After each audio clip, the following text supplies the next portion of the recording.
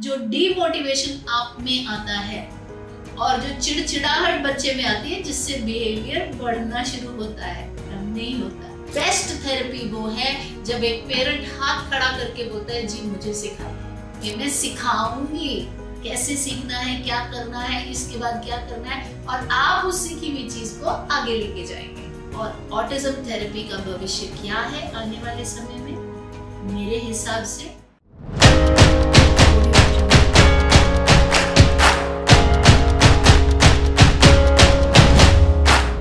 नमस्कार भाई और बहनों, मैं रजनी सिंह सशक्त एम्पावरिंग लाइव्स के हिंदी चैनल पर आप सबका तहे दिल से स्वागत करती हूँ।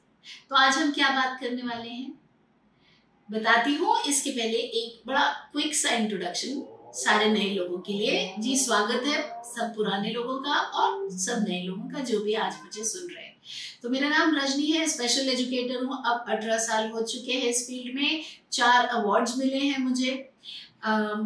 डिजिटल प्रेजेंस काफ़ी स्ट्रॉन्ग है, यूट्यूब चैनल है इंग्लिश में, हिंदी में, इंस्टाग्राम पे हम हैं, फेसबुक पे हम हैं, बहुत सारे प्रोग्राम्स चलते हैं। और करते क्या है, हम ऑटिज्म अवेयरनेस पर बात करते हैं।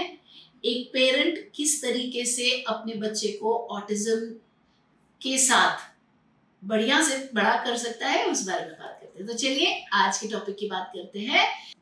आज हम किस बारे में बात करने वाले, आज हम बात कर रहे हैं ऑटिज्म की थेरेपीज का फ्यूचर क्या है हमारे कंट्री में और बाहर, इसका भविष्य क्या है, और बेस्ट थेरेपी कौन सी है, सबसे अच्छी थेरेपी कौन सी है। इतना सवाल आता है ना हमें इस चीज के ऊपर लगातार कि भाई ऑटिज्म की सबसे अच्छी थेरेपी कौन सी है। अब गिनना शुरू करेंगे तो एचबॉट है, स्टेम सेल है, आयुर्वेद है, होम्योपैथी है, कैमल मिल्क है, न्यूट्रिशनल सप्लीमेंट्स है, of course OT, special ed और स्पीच थेरेपी तो है ही है, कलर थेरेपी है, म्यूजिक थेरेपी है, और क्या क्या इक्वेस्ट्रियन थेरेपी है, प्ले थेरेपी है। गिनते गिनते देखिए 15 के करीब पहुंच गए। तो इतनी सारी थेरेपीज मार्केट में अवेलेबल है, हर चीज पे थेरेपी नाम लगा के दे देते हैं कि ये थेरेपी है, इससे बच्चे की पता नहीं क्या काया पलट हो जाएगी। बायोमेडिक्स है, वो इतने ये जी लेड क्लीनिंग हो रही है जी, अब ये हो रहा वो हो रहा है, बहुत ही सारा कुछ। तो हमारे लिए बेस्ट थेरेपी क्या है, हम किस चीज में इन्वेस्ट करें। पैसे की इन्वेस्टमेंट का उतना इशू नहीं है, बहुत बड़ा इशू क्या है यहाँ पे, आपके बच्चे के प्रेशियस टाइम की इन्वेस्टमेंट का।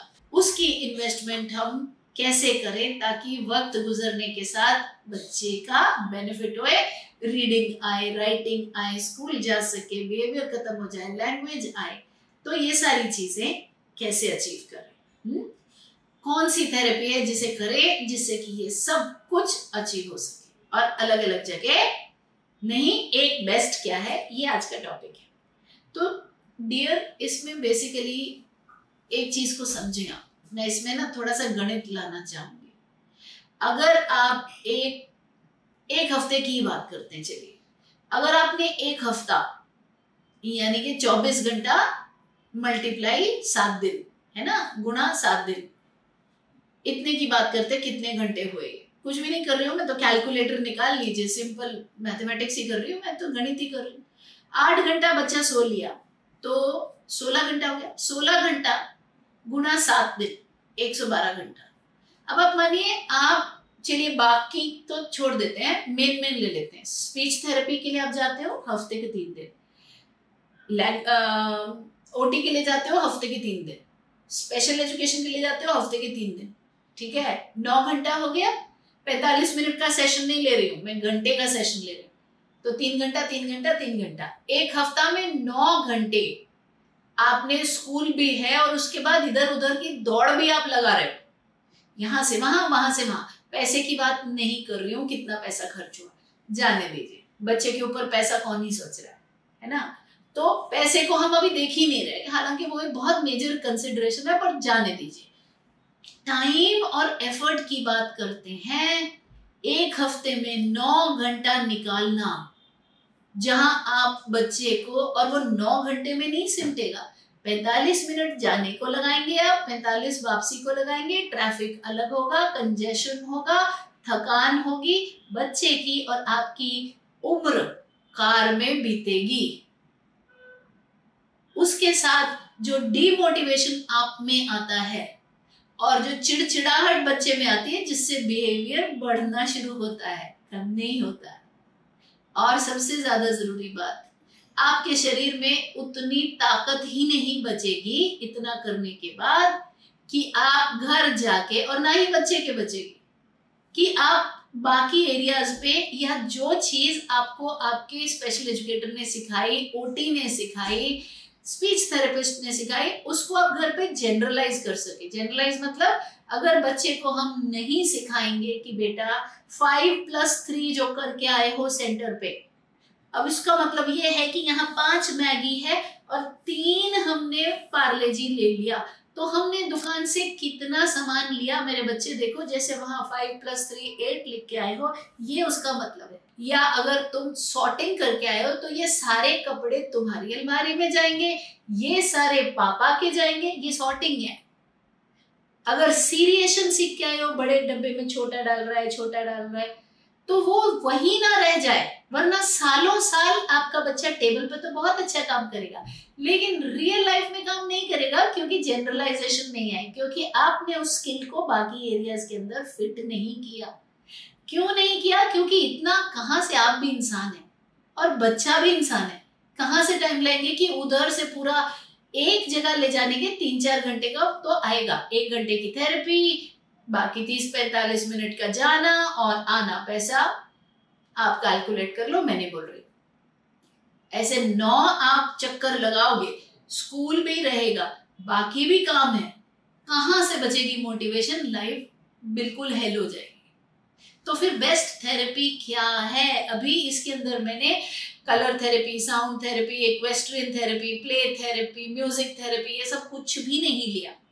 अभी तो मैंने सिर्फ मोटी मोटी बात की है, स्पेशल एड, ओटी, स्पीच, ये 3 जो जनरली हर पेरेंट करता है।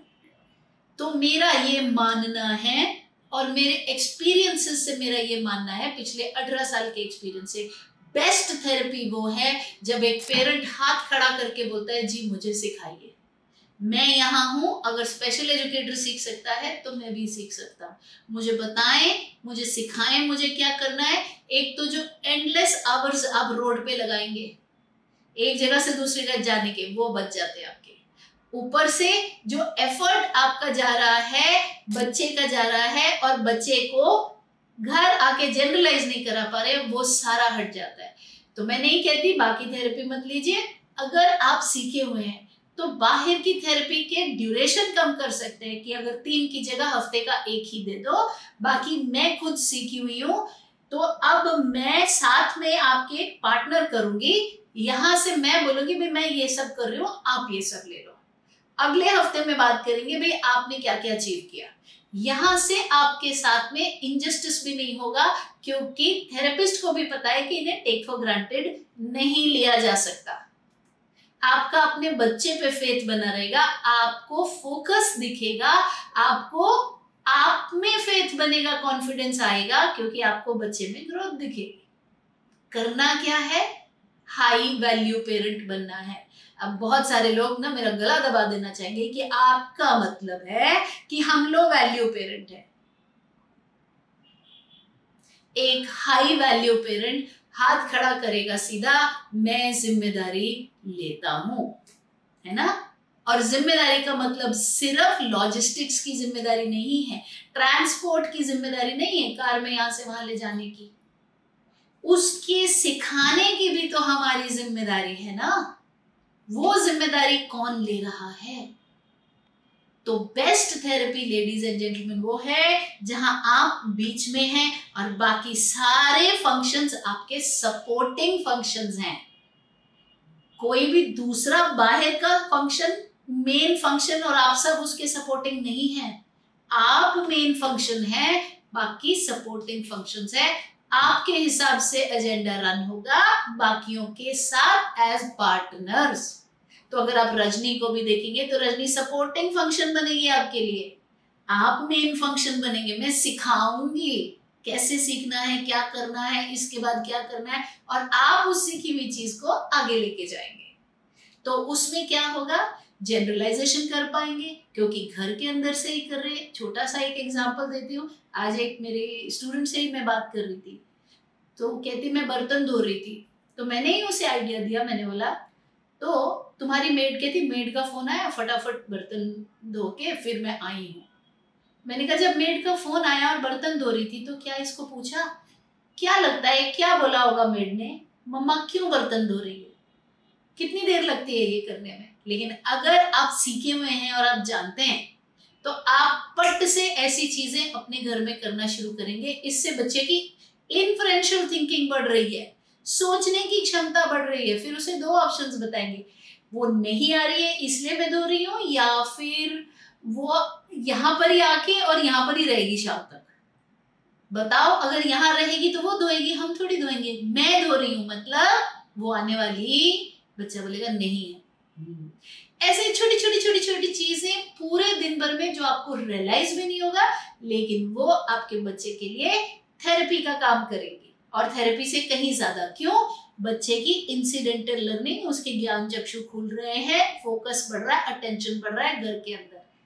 और बहुत ज्यादा प्रताड़ना, हर वक्त सड़क पर रहने की, वो भी खत्म हो रही है, बच्चे की भी और आपकी भी। चिड़चिड़ाहट खत्म हो रही है, तो ओवरऑल स्ट्रेस खत्म हो रहा है, तो घर का माहौल अच्छा हो रहा है। तो भाई और बहनों, देवी और सजनों, कौन सी थेरेपी ऐसी है जो कि बेस्ट है, और ऑटिज्म थेरेपी का भविष्य क्या है आने वाले समय में? मेरे हिसाब से एक पेरेंट जब सीखेगा और एम्पावर्ड होगा ऑटिज्म स्पेसिफिक टीचिंग टेक्निक्स, ये बेस्ट थेरेपी है। बाकी हर चीज सपोर्टिंग फंक्शन में है, लेकिन इस थेरेपी से बेटर थेरेपी दूसरी कोई नहीं।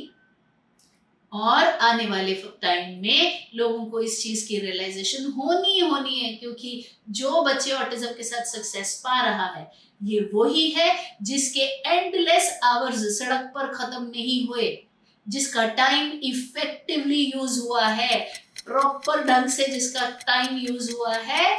अगर दिन के 8 घंटे है, उसमें से हर रोज 3 घंटा सड़क पे रहना और बाहर किसी थेरेपी में जाना और थक के वापस आना, ऐसा नहीं हो रहा है। वो 3 घंटे में इफेक्टिवली घर के अंदर काम हो रहा है। ये बच्चे सक्सेस पाएंगे, ये फ्यूचर है थेरेपी का। तो इसलिए अपने बच्चों के लिए खड़े होना और स्टैंड लेना हमें आज ही पड़ेगा। तो अगर आप एक ऐसे पेरेंट हैं जो वरीड हैं, जो मेरी बात से रेजोनेट कर रहे हैं, जिन्हें लग रहा है कि हाँ जो ये कह रही है वो वैसे ही, वाकई वैसे ही हो रहा है, तो फिर मैं आपको इनवाइट करती हूँ। हमारे लाइव होते हैं इंस्टाग्राम पे, यूट्यूब पे, मंगलवार को 7 से 7:30 बजे। फ्री ऑफ कॉस्ट सर्विस है, ज्वाइन कीजिए, सीखिए, जानिए, बच्चे के साथ काम कीजिए। और थर्सडे या फ्राइडे, गुरुवार या शुक्रवार को, वो हम डिस्क्रिप्शन में आपको मिल जाएगा वो लिंक, वहां से आपको पता लग जाएगा।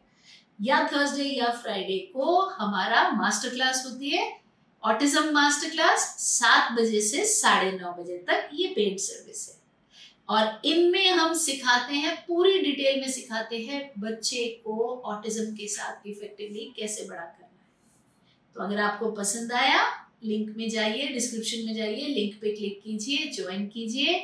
मिलूंगी आपसे वेबिनार पे, मास्टर क्लास पे, और इस चैनल पे मिलूंगी नेक्स्ट वीडियो के साथ में। लाइक, सब्सक्राइब, शेयर करना ना भूलें, नोटिफिकेशन प्रेस करें।